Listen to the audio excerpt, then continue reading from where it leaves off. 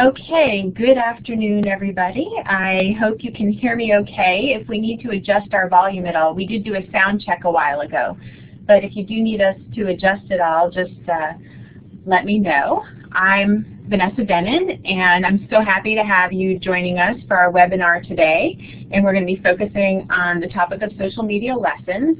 With me here today is Fabrizio Fernara. Hey. And Fabrizio is one of those students in my class that has helped to develop this MOOC. And he has an awful lot of experience as an instructor with social media lessons. I'll let you introduce yourself for a second, Fabrizio. Yeah, I'm a grad student here in the Instructional System program, PhD. And yes, since I started, I teach languages, and since I started, I always use social media, Twitter, Facebook, even blogs, wikis. Great. So Fabrizio and I will be talking back and forth today as we go through our session here. Before we get started into any substantive content, let me remind you that we are recording this session, so anything that you say or contribute during the session will become a part of that recording. So if you don't want it to become part of that, then don't do that. General webinar rules of the road. Please interact during the webinar. There's the chat that's available for all of you, so chat away. If you want to tweet, we will have folks on Twitter as well. Obviously, not us at the moment, but but we'll catch up with it later on. And we've got the hashtag SMOOC2014, which will help aggregate all of the tweets that come in. You can get help in the chat here, and our TAs who are available today have identified themselves by putting TA next to their name in the chat. Fabrizio and I will be watching along with the chat. Not sure how much we'll actually be able to follow it as it's happening. We'll have some time at the end for questions and answers, and if you want to actually speak, you can raise your virtual hand and we'll call on you and try to get the audio enabled. Or you can type questions into the chat, and if you have a specific question that you want us to answer, it does help if you start it with a Q, and that lets us know that it's not just a rhetorical question. We really encourage you to use the chat, because you as trainers, as instructors, may use social media. We want to know how you use social media in your classes, your training. Yes, we very much enjoy reading the things that get posted during the chat in the midst of the session, and follow along as the best we can and comment back as best we can as well. Okay. Again, about this MOOC, it has been co-designed by graduate students like Fabrizio in our Instructional Systems program at Florida State University, and there you can see who our module design team was working on this week's module, and Fabrizio is one of those folks who's here with us. My amazing groupmate, Yanjun, Wei, and Kate, they did a great job. Yes, and at least two of them are sitting on the chat today as well. Okay, so in this webinar today, we're actually going to start out getting a little bit philosophical about everything and talk about social media, Web 2.0, how it fits in with the knowledge economy. And that's a really important thing to do, because that plays into the motivations for using social media tools in an instructional setting. And then at the end, we're going to get really practical and share some things that we've done for lessons, and talk about the different types of lessons that could be done. And we hope that you'll be sharing some ideas along the way in the chat with us. Let's make this session as much collaborative as possible. We are here together, but you are with us too. Yes. So we're making the segue this week from the topic of curation into the topic of lessons. And by the way, I was really excited to see how everything went last week in the course. So many good contributions on the discussion board, a lot of activity happening out on Twitter, people who have experience sharing a lot of that experience, people who didn't have experience asking some really good questions. And I think that it's important to note that those questions are every bit as important as every other contribution, because they elicit the responses from everybody else and make everybody else think.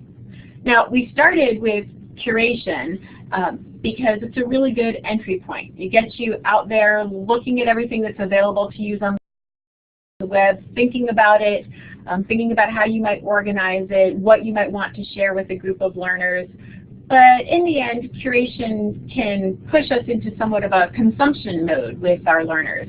So I might, and you guys discussed this a bit last week, I might as an instructor curate for my class and then I'm sharing with them. But I'm not putting them in the role of active learners. Now, we could have active learners who are curating themselves, but that's not always the case. And if we do have them curating, that means that we have built that into the lessons. So we have lessons with planned activities and interactions, and the role that resources play then is twofold. And I think that's really interesting and something for us to keep in mind. It's not just resources that we have selected for use in the lesson, but also resources and materials that we might generate as part of the lesson. You can, for example, when you have a Facebook page in the course, you can have students also to put new material, and that's enrich the class. It's like, because there are more heads thinking, and that's sure a strong point. Absolutely, using crowdsourcing to get all of the minds onto whatever problem it is that you're trying to solve. Now, I wanted to start out by getting you guys to interact with us a little bit. And I wanted to find out where you're at right now. So we've got a poll to start you out. And to do that poll, actually I just realized that the polling type was not set up the right way. Hang on one second. And now it should be set up the right way for you to vote. So pick the letter off the polling button. And what are you doing? Are you engaging learners right now with use of social media tools, Web 2.0 tools in an active way? And yes, maybe, no, the free option, maybe a C. I see the responses are coming in. I have a lot of people who come up to me, you know, at conferences or around campus when they hear that this is the kind of work that I do, and they say to me, I'd like to do it, but I'm not quite sure what to do, or I'm not quite sure what tool to use. Or actually, we started a discussion in the discussion forum today. Eric, one of our participants, was asking about people giving pushback. And when people give pushback about using social media, what are, why should we be using social media? Why are we not using social media? Some of the things that do come up are that people think that it's just Facebook and Twitter. And they say to themselves, I don't care what Justin Bieber did last night, so I'm not going to pay attention to this. And look, we've got a pretty nice split here in our poll. So you can see the results up here at the moment on the screen. So we have the largest group definitely using things, but we've got some folks who aren't sure. And hopefully through this webinar, we will help you feeling more sure about whether or not that's what you're doing. And if you aren't, but you want to, we'll hopefully have some good ideas for you about how you might get started, as well as helping you really define what it means to be using social media in these settings. In my experience, I think that the hardest part is to start to use social media and to find a reason, as we'll see in this webinar, what's the reason to use social media. But once you know why you have to use it, and you start your experience with students, that it pretty much works. Definitely, and part of that is getting into thinking about kinds of interactions. And I love Michael Moore's work on distance learning, where he talks about transactional distance, and then he talks about the types of learning interactions that we might have. And he, of course, lists them as learner-teacher, learner-learner, learner-content. And as I started to think about all of this in a social media context, because of course social media isn't a reinvention of everything, it's really just built upon a lot of what's been done previously with distance learning, with online learning. What social media potentially adds to the mix is that learner-outsider, learner-community dimension. So now it's not just limited to the walls of our classroom, the people who are in there, and the content that's been selected for these folks, but we're also thinking about, do we want to interact with everybody else in the world? And that is both exciting, because there's so many potential ideas that can come out then. It's also, I would say, a little bit terrifying for some people, because there is that loss of control. You may have safety concerns depending on what age your learner is at. And those are all things, we're going to address a bunch of those issues in the fourth module when we talk about privacy and ethics issues, because they're big issues and they can take up quite a bit of time on themselves.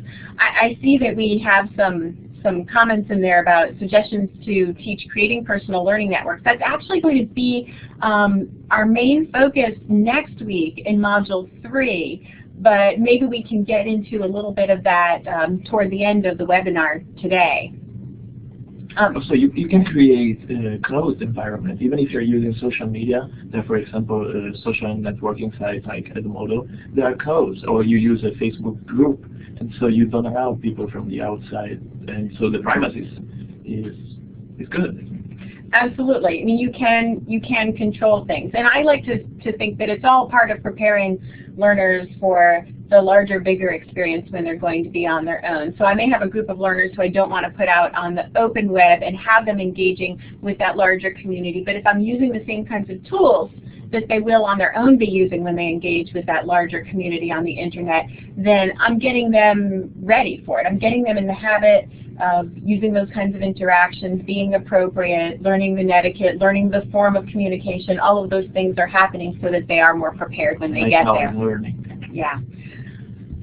Okay, so I'm going to take us on a little bit of a journey here. I think it's important for framing this issue. We hear the term Web 2.0 tossed out all the time, and you know, now it's kind of getting to be an old and boring term. People are talking about Web 3.0.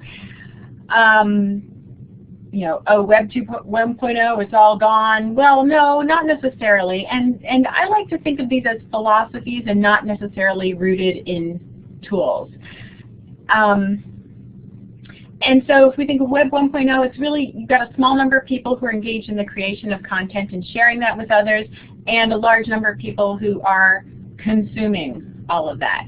When we move to Web 2.0, we've got people who, just individual folks, regular people, like me and Fabrizio and you and your students and, you know, your mom even.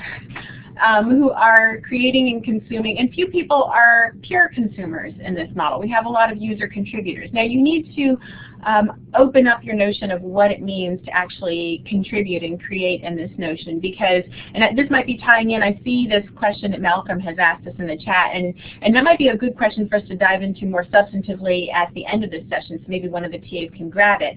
But as we have, as we're shifting to this Web 2.0 model, it's not so much about, you know, creating the large, complete, finished thing. It's not about having your book that is your magnum opus and then sharing that out for the whole world to consume. It's about breaking things up into little pieces, mixing together from all different sources, and then putting it out there for people to comment on it, to have them, whether their comment is a form of revision to it, or if they actually go in and work on top of the work that you've done and change it somehow. And that's how things are working in this Web 2.0 environment.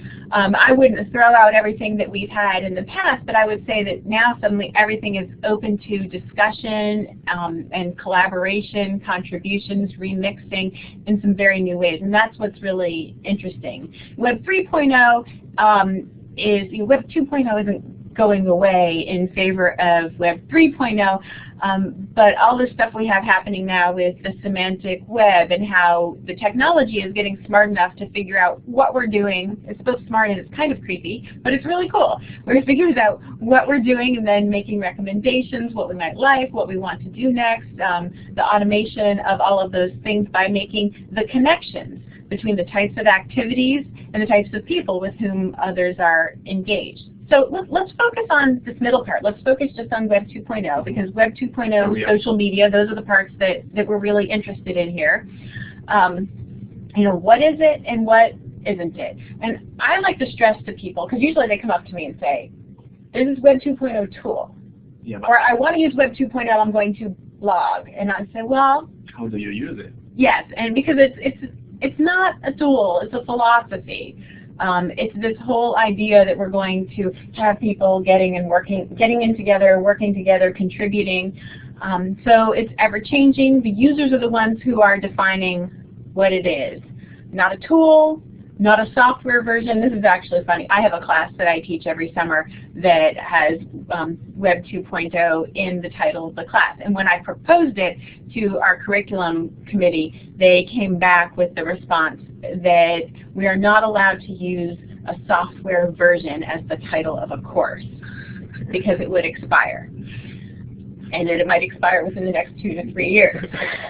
I've been teaching the course for more than 2 to 3 years now, and it hasn't expired yet. Because it's not static, and what I love about it is that it's not defined by the experts, and certainly not our traditional notion of expertise as the people who manage to officially pass through all of the gates and to get the official wear the cap and gown, be published, have the big contract, have all of the titles. No, we define it, you define it. And I think that's a really empowering thought. I want that to be something that if you haven't considered it before today, I want all of you to walk away with that thought. You define what this is. So take that power and use it, and teach your students how to have that power as well. Now, it's not just that easy as going out and doing it. You have to be really thoughtful, but you have the power, and it's sitting there in front of you with your internet connection and your computer or your mobile device. So as we get into this idea of, what is it, what isn't it? Okay, so it's not the tool, it's how you use the tool. And Fabricio and I came up with a couple of examples for you all. I mean, the first one will probably seem really obvious to you, but we'll go down the progression here. So, Dropbox, Google Drive, who uses them? Lots of people are using them. They're very popular tools. And it's how do you use it? Like, do you use it in a Web 2.0 way, or just, for example, Dropbox is the repository of documents, personal, without sharing anything? Right. Well, and they're not really called Web 2.0 tools, which is why I like starting with this example. That's obvious. But they can facilitate collaboration of different types, whether it's having a place where you're sharing the documents or where you're actually editing at the same time on that Google Doc, perhaps.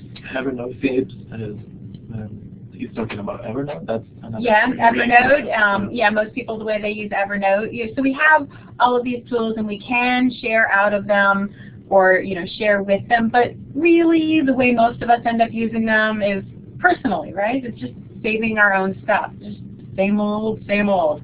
I see, for example, Katie is using Dropbox for course development. So she collaborates. She's the instructor. She collaborates with the social media expert, faculty members.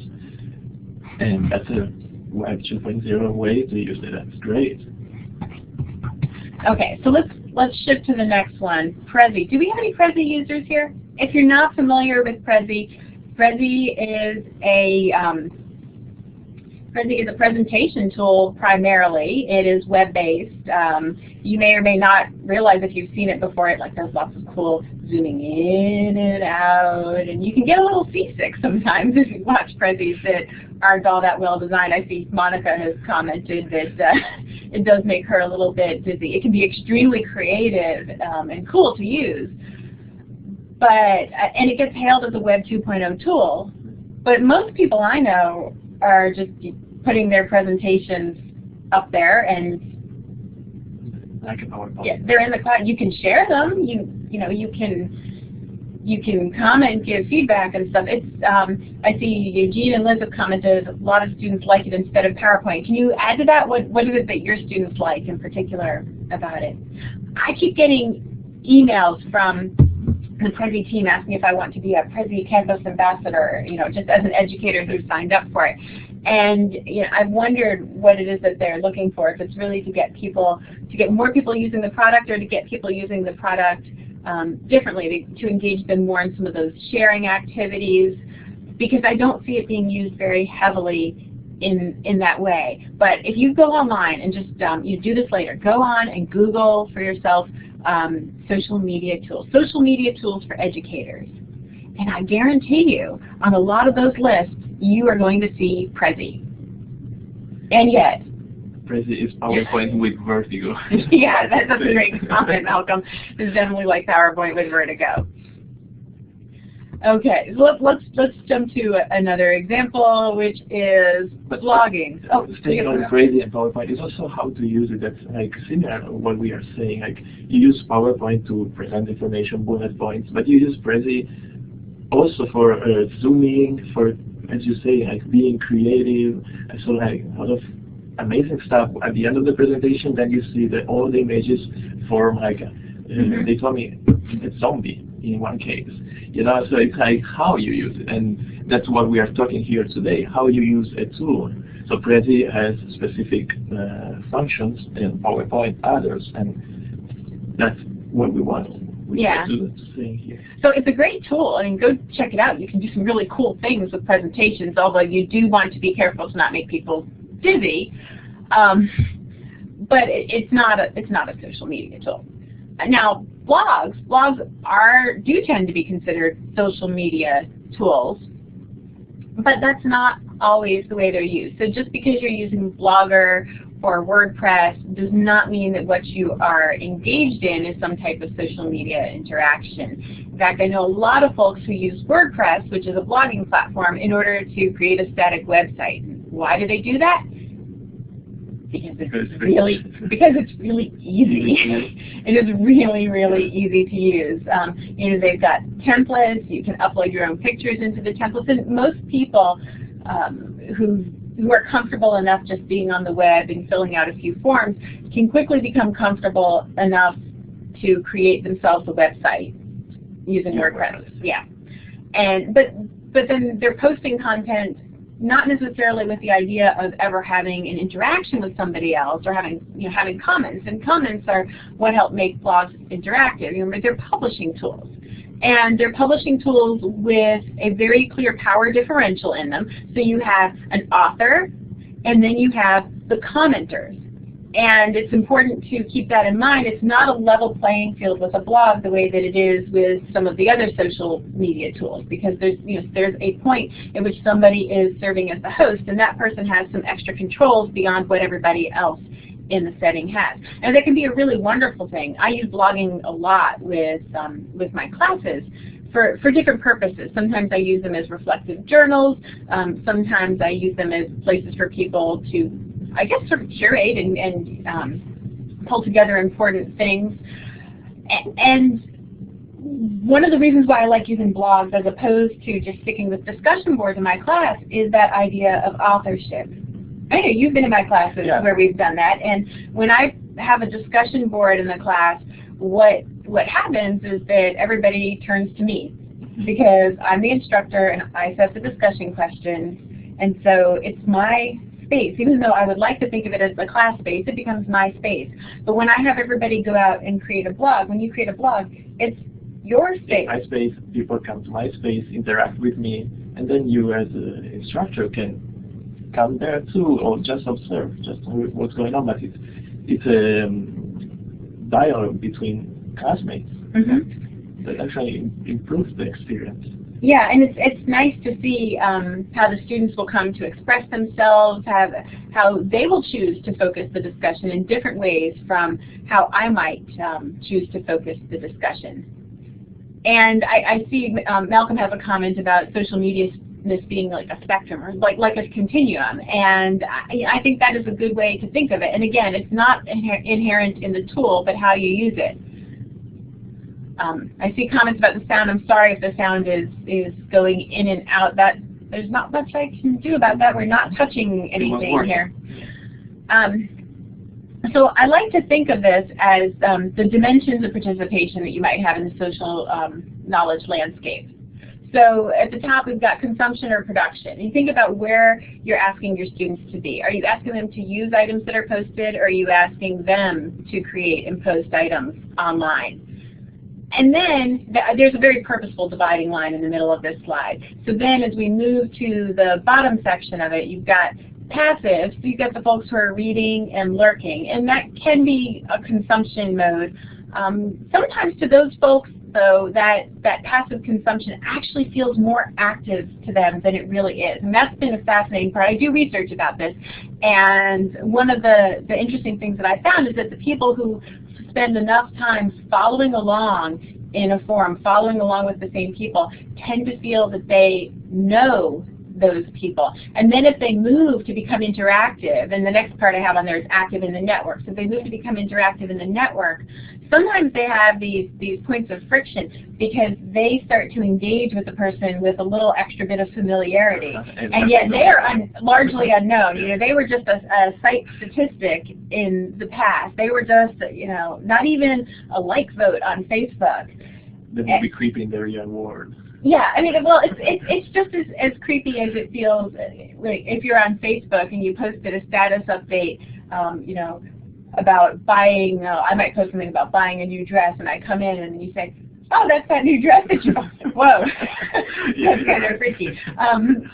But that's what happens in some of these settings. But when we move from being passive, and sometimes it's good to be passive at the very beginning because that's how you learn the norms of participation. So it is necessary to read a little bit and lurk a little bit. I don't mean to suggest that that's bad, and you know, I don't mean to suggest that we should always be engaged so heavily and actively in using social media for learning. It's got its time and its place. But when we do want to get active, think about it in two senses. So there's active in the networking sense, so you're commenting, you're sharing, you're spreading things around, but then there's active in the creation sense. And I differentiate the two in that when you're creating, you're really involved in contributing some form of intellectual property. Whether that is through curating, and you may have thought that curating is just, you know, collecting, but remember, we talked about this last week, you need to annotate, you're being purposeful about the things that you put into your collection that you curate. That is your intellectual property. That is your contribution to the creation.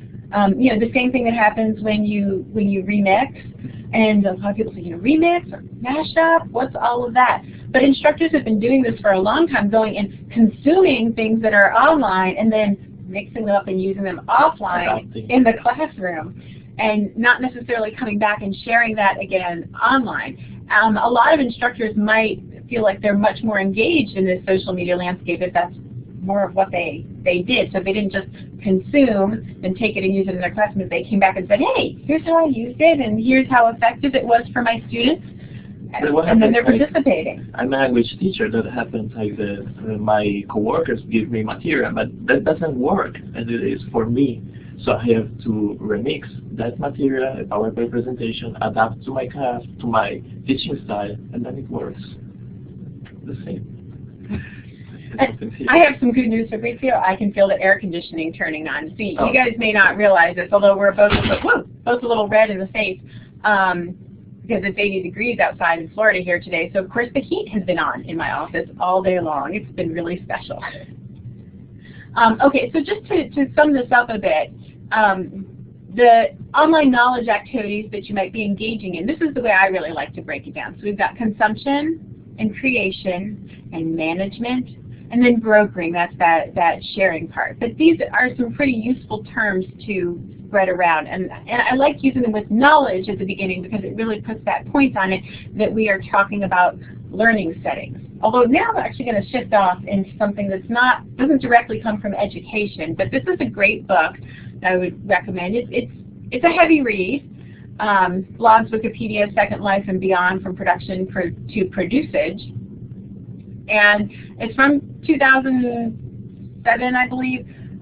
What's interesting about it is that the author really gets into these details of how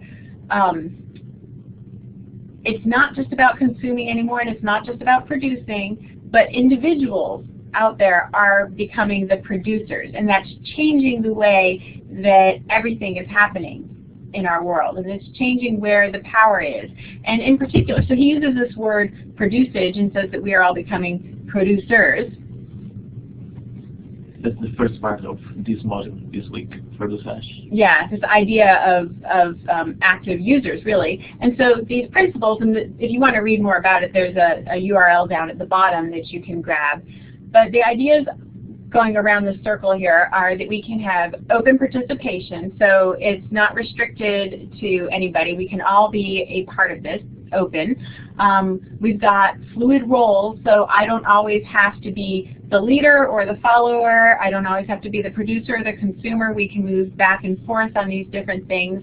Meritocracy, so who rises up to the top and controls things, it's on the basis of what they do, not necessarily a position that they hold, how much money they have, how much education they have. It's authentic meritocracy. Yes, yes, an authentic meritocracy. Not something you see all that often, is it? Distributed leadership, we can all share in that, and yet continuous, I really like the idea of continuous development, that we're never actually done. In fact, that was one of the things that was frustrating for me about writing the book, was I had to have that moment that I said, I'm done, and this is what it's going to look like forevermore. And when you're doing things with social media, with the online world, it doesn't have to ever be done. When it's published, it's already behind. Continuous publishing. Now that does have its downside, because you wake up at 2 in the morning and you think, oh, I should have, and then you think, and I can right now, and you get out of bed and go do it, and it's not always the best thing. Thank you for putting Axel's information there in the chat, folks, and he is an interesting guy to follow. He does a lot of really cool stuff.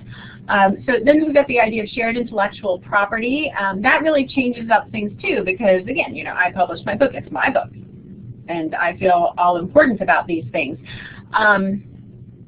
But when I put things out there and I allow other people to change them, well, it becomes all of ours.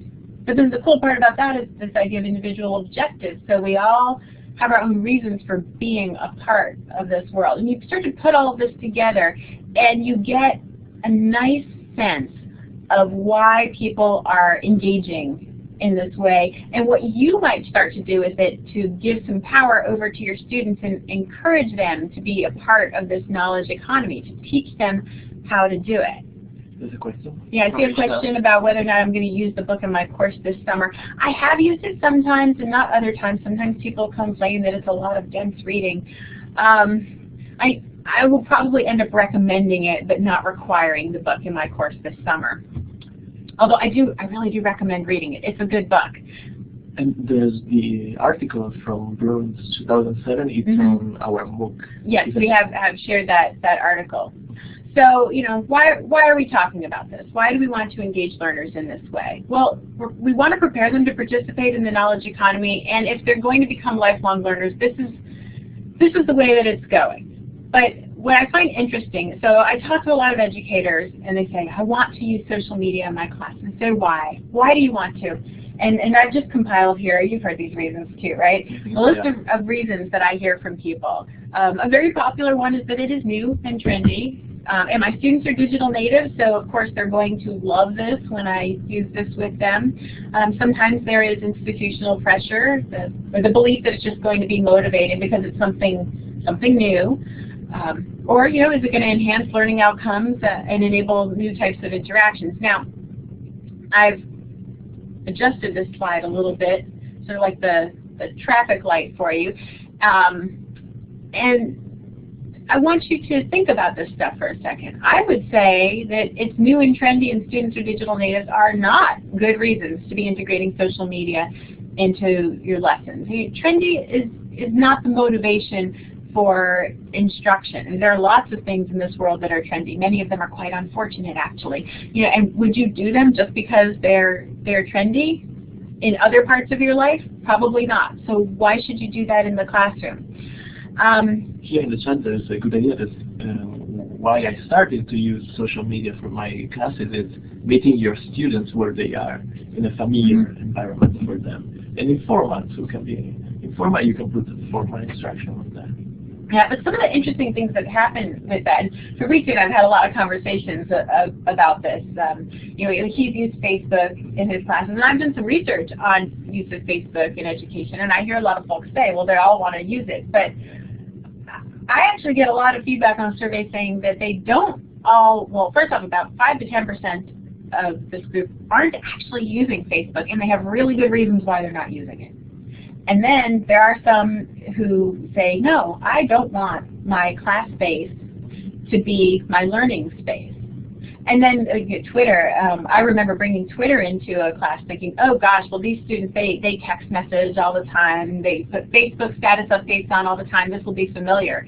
They came back and said, this is hard. I can't figure it out. This is stupid. Because it wasn't something that really did automatically motivate them. They needed to have a good instructional reason why they should do it. And that brings us down to those green parts of it actually enhancing the learning outcomes and enabling new types of learning interactions. So if the other reasons are part of it, that's fine, but really you want to be down in the green. Now, I know that there can be institutional pressure. In fact, Fabrizio and I were talking about this before, and I'm curious, if any of you have institutional pressure and you feel free to share about it, please do share in the chat about what's happening at your institution. We would love to hear about that. Philip is commenting that Facebook is too public for kids, and it's true. But there are other social networking sites that work for kids because they are closed and private, like Edmodo, for example. Absolutely. There are alternate versions of the tool so that you can be having the types of interactions. Because again, it's not the tool, it's what you're doing with it to enhance learning. So now let's think about this in light of everything we've just talked about, and we will do another poll. Hold on, I need to change something in there to give you more options. Okay. So how many of you have already integrated social media into your instructional design or teaching? You know, A, have you done this and engaged learners as producers? B, you've done it but mostly engaged them as consumers? Or C, in the middle? Or again, you've not yet used it as part of a lesson? I see, okay, we've got someone who used WhatsApp in a closed group, and it worked well. Yeah, often putting things into a closed group can be really wonderful, especially if you have younger learners and you're not comfortable putting them out there, if you're using sensitive topics and you're not comfortable having it out there on an open stage, if you don't have any good reason for having it out there on an open stage. So again, we've got a lot of folks who are saying they haven't used this yet. We hope you're getting some ideas for what you might do. And I wanted to check, I'm going to move us on to the next poll. So if my poll moderator could clear this one for me, that would be great. And what's your reason? Why do you want to do social media integration? And be honest, because I know that C and D are some big answers there. I see we have a comment that the district doesn't allow connection with students through social media, and yeah, that's something that a lot of folks are dealing with, but I think there's so many wonderful tools out there that allow us to emulate those types of interactions with our learners in that closed, safe, approved environment that doesn't require us to become Facebook friends or open up everything that's in our lives. And we're going to talk a lot about that stuff when we get to the privacy and ethics module, and also things like having multiple accounts. I've seen people talking about that in the discussion already, and keeping your work stuff or your education stuff separate from your personal stuff. But even using open environment like Facebook, you don't have to connect with your students. You don't have to be friends with your students to use Facebook for educational purposes. Like I use a Facebook page, for example. You can use a Facebook group and not being friends with your students. Absolutely, and that is a good point. One of my cautions from using Facebook has been that there's some research that shows that although users have privacy controls, they often don't know how to use them appropriately. It's actually pretty frightening to see, and I'm sure I'm actually one of those people, but studies that have been done taking a look at what people think their privacy controls are and then actually investigating what they are set at show that most people don't have their privacy controls set the way that they think they have their privacy controls set. Now, you know, I use as my general rule of thumb to not put anything out there unless you're okay with, your best friend, your worst enemy, your spouse, your grandma, your boss, and your nosy neighbors knowing all of that stuff. If you're not okay with having it out there in the world, then don't use it as some sort of social media. Okay, so let's take a look at what we have with our poll here. I'm glad to see we got a lot of folks who want to enable learning interactions and have new types of creations and products coming from what they're doing. If you've got that institutional pressure, then hopefully we can help you find some ways that would be comfortable for you to deal with that institutional pressure. Now we're about to go into some examples and talk through some of the things that we've done. And this is something that Fabrizio and I have both worked on, which has been using Twitter in an educational technology course. And the learners in this course are pre-service teachers. And we've had them using Twitter throughout the semester. This kind of ties into our topic of next week for personal learning networks, because we are having them learn how to create a personal learning network. But they use Twitter for a whole bunch of reasons on that ongoing basis. So there are updates of what's happening in the class, finding and sharing resources, and there are multiple sections of this class, and they can all be brought together in the Twitter environment using the hashtag. So somebody in the Monday class find something useful, and they're not just sharing it with the Monday class, but also the Tuesday class. That's really nice. But we also, in this idea of promoting lifelong learning, or helping the learners build a network of people who can help them and help them learn how they can use the tool to help themselves as well. And for their assignment, we've got some screenshots, and I'll let Fabrizio talk to you about those. We have them submit an archive with all of the tweaks that they've done over the course of the semester, as well as a reflection paper. And these are two forms of assessment that are talked about in the assessment video for this week. Glenda is asking if we have a paper on this. Yeah, we have proceedings. We do have some things on this, and if you'd like us to share it, we would be happy to share this. Actually, we could put that up in the course site this week. I can put that up in the resources for the course site this week.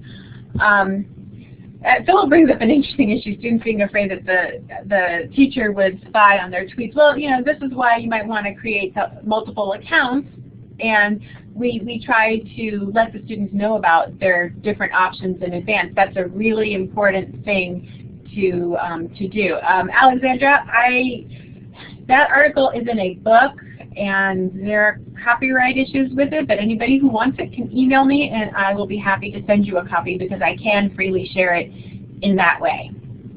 We have the student created Twitter only for class.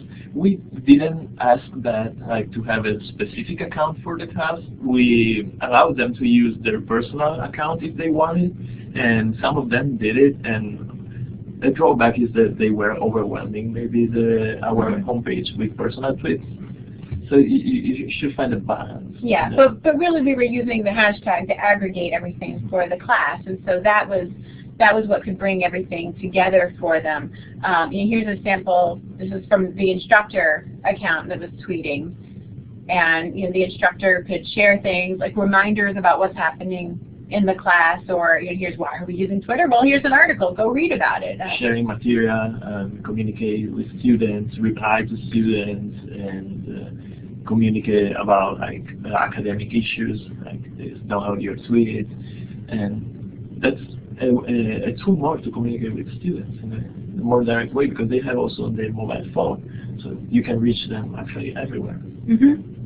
And one of the things that gets mentioned in the videos is the importance of modeling to make students feel comfortable. So having an instructor who is tweeting along with them and showing them, oh, this is how you include a URL, this is how you use a hashtag, this is how you might retweet something. That becomes a part of the learning experience for the students.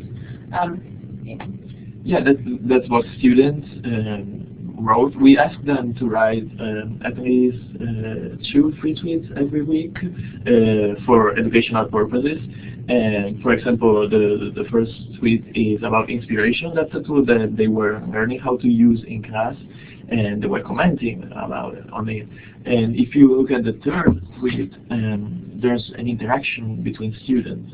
So and Huffington Post, so they were going out and connecting with larger resources online, which is exactly what we want them to do. That's what's so exciting about it. So actually they interact with educators. We tell them to follow some educators. We give them a list of educators that are really big on Twitter, and they do it. So then they write to them, and there's a communication, a two-way communication.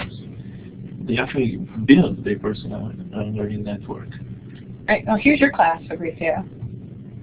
Oh yeah, that's actually a sample also of the final activity of this module.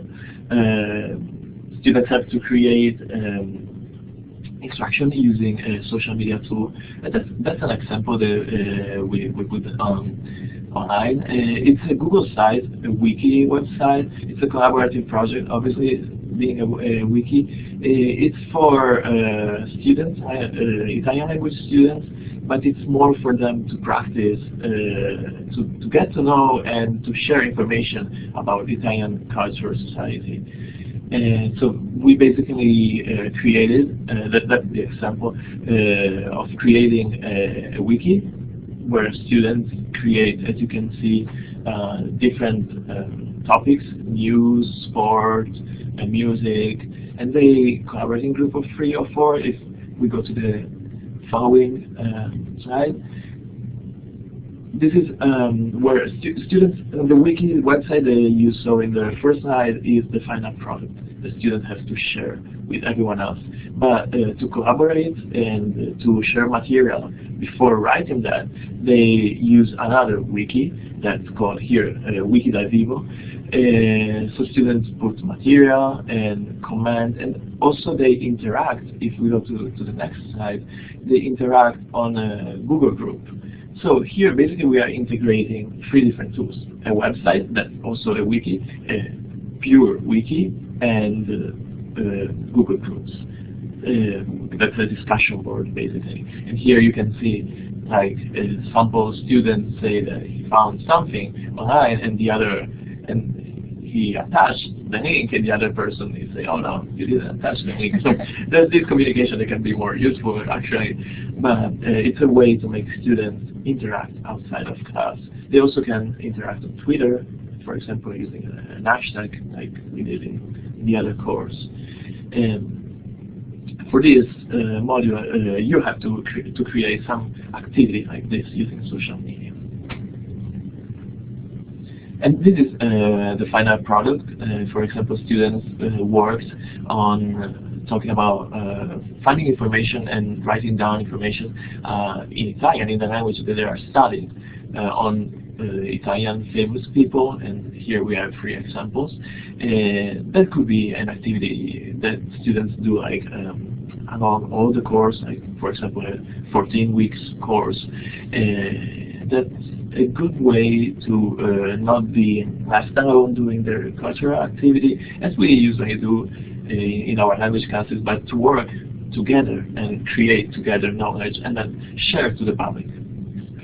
And I see Jack had a good question in there about the concern about the learning curve for students. Are they going to spend their time learning how to use a tool, which may or may not be part of the learning objectives, versus actually engaging in the learning that you want them to be, with the content of the course. And I think that's a really important concern there. I have a couple of thoughts on that. One, if I'm going to introduce a tool that has some sort of steep learning curve, I try to make a lot of use of that tool and give ample time for just learning how to use the tool.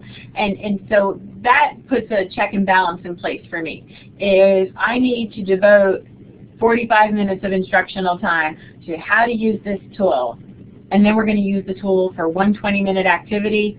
Not worth it. If I need to spend 15 minutes on the first week of class teaching them how to use a tool, and then we're using the tool throughout the entire semester, entirely worth it.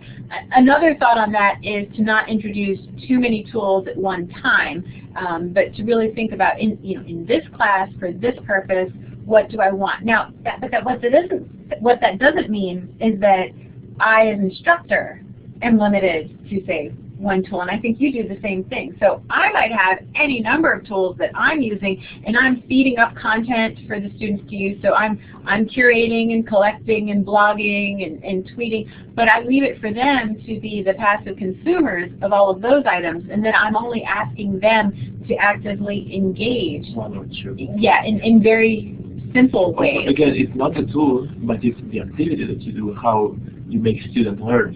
As you can see, the graphic of this wiki, it's really simple. It's not something that you would actually put online if you want to create a web page.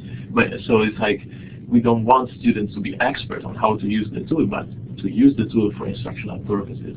Mm-hmm. I see Delta Dewey typically offer more than one similar tool. It really depends. If I need everybody interacting on the same tool, then we use one tool. But if I have students who are going out and creating something on their own, I give them a list of tools. I don't care which one they want to use, as long as the outcome is the same. They can have multiple ways of doing things. Now I'm going to, in the interest of time, shift us to the last example we have, a slide. I wanted to. This is a little tool that I really like using. I don't know. I hope some of my students on there aren't groaning. We've been using a tool called VoiceThread for presentations, and it has a free version and a premium version. Basically, I'll get to a screenshot in a second.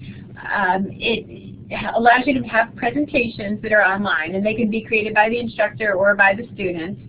And then you can provide comments, and text comments, audio comments, and video comments. And you can also provide annotations. You can draw right on the screen in there and leave your mark.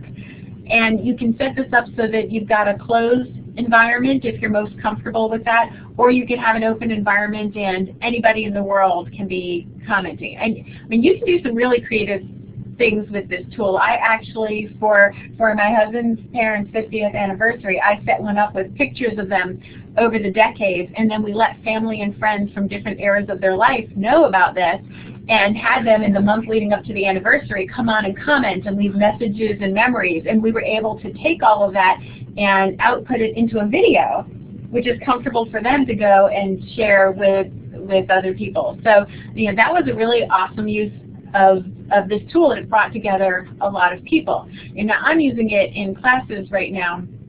I teach a lot of distance classes, and it's a different way for students to give presentations and get feedback, and it doesn't have to be synchronous, which is a big plus for me. So this one's actually Fabrizio's, and he's got his presentation that he's giving, and the little avatars that you see on the side of the screen represent the people who've commented. So you see Fabrizio's first, because he's actually giving some audio commentary over the slide, like the presentation. And the others represent people who came in afterwards and left comments for him. And what's so nice about this is that like the old way might have been create a PowerPoint and then put in your speaker notes, and then load it up in Blackboard to a discussion thread, and everybody can download it and read through it, and then they can put threaded discussion comments for you. And I mean, you don't get good comments when people can't leave the comments right on the spot. That's been so important. We are all to there us. because all the classmates' projects are in the same space, and it's really easy to access.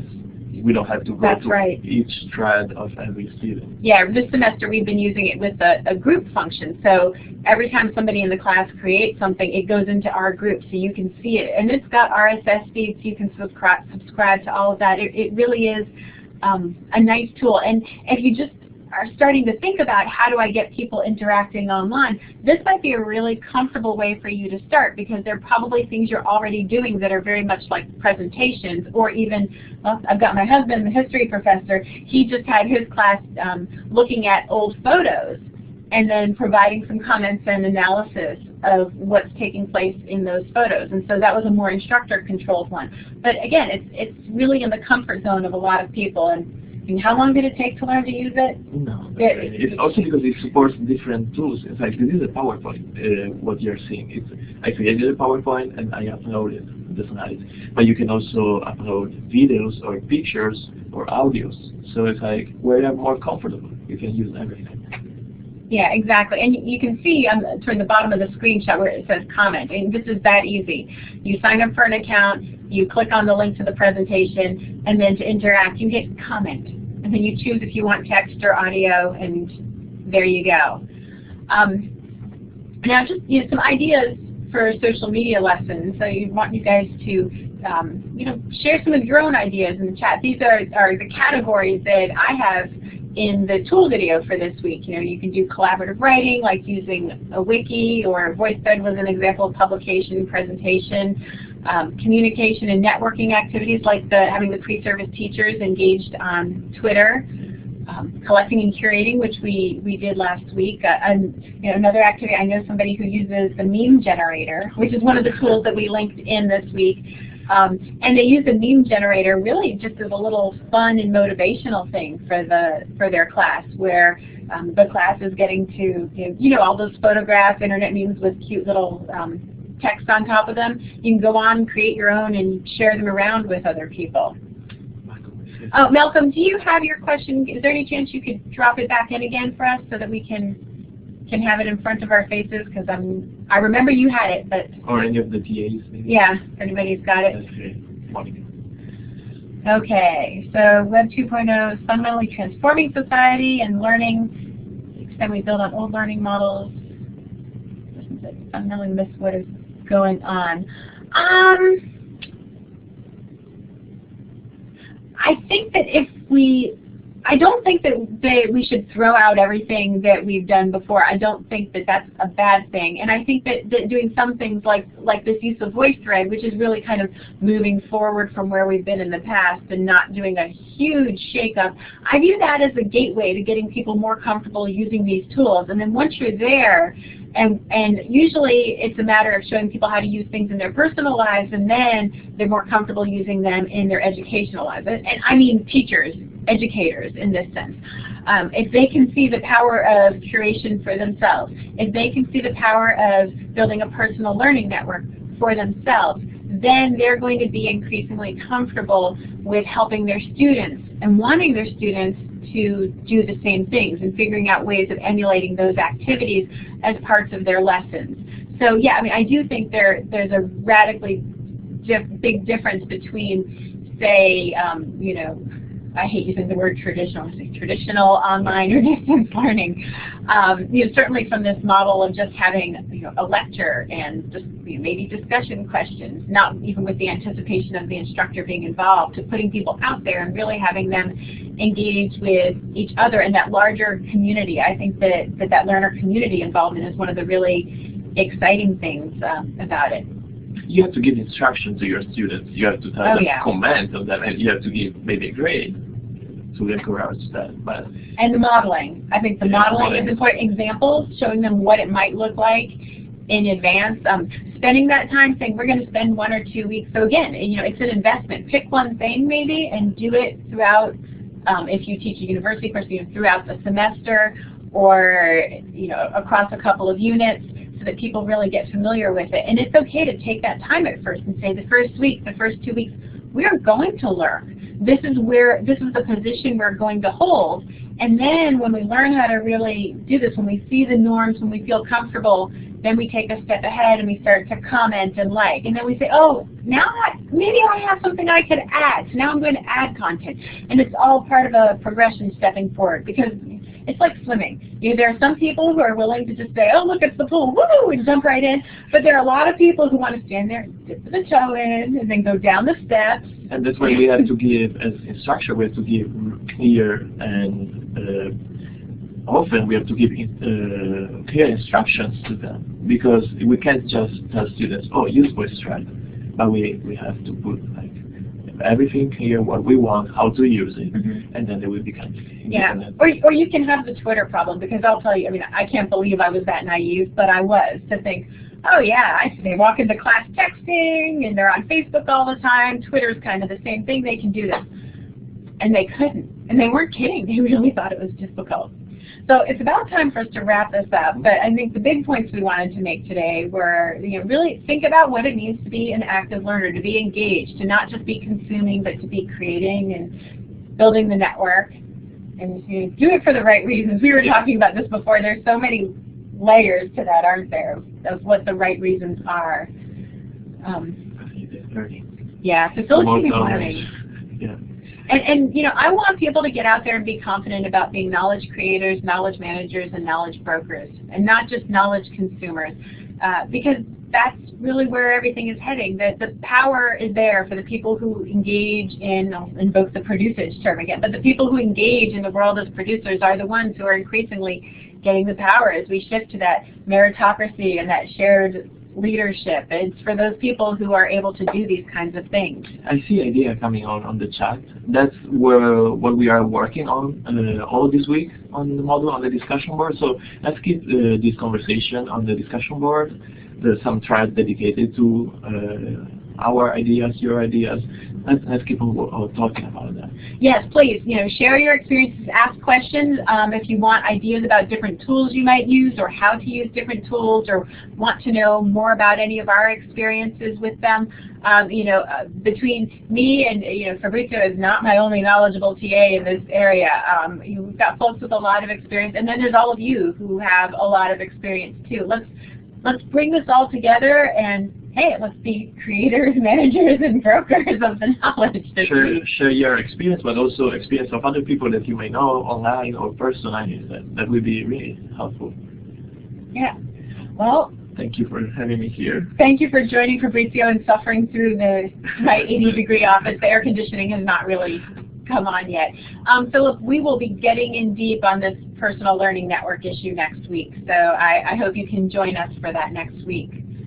I'm really excited about that topic. It's one of my favorites. Thank you, guys.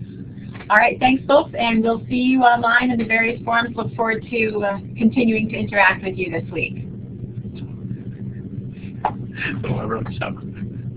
That's for you. Ciao.